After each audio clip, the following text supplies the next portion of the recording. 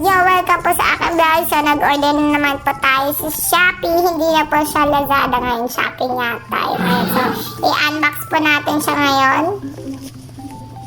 Dalawa nga pala yung in-order ko. So, ang in-order ko is gaming pad. Wireless controller siya, guys. Ayan. Dahil mahilig tayo maglaro. Ayan, ito na siya, guys.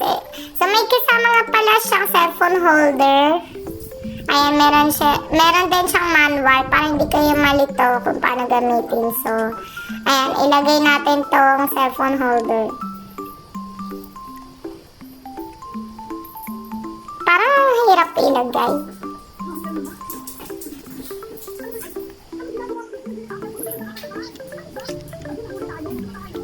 Basahin nga natin dito sa manual.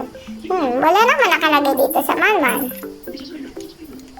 Baka ganito siya. Ipupush mo lang yata to.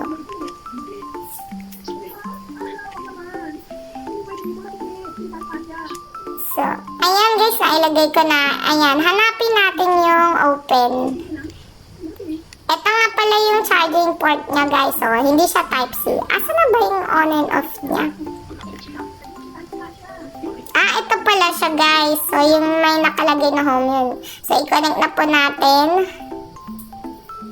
Medyo matagal lumabas yung pangalan niya. Ayan siya, Game Plus V3.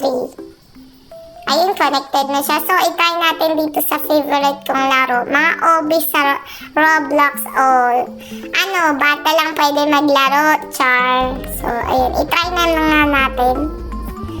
Okay naman siya. Medyo mahirap lang guys kasi first time ko lang gumamit ito. Pero masasanay rin. So, ayan.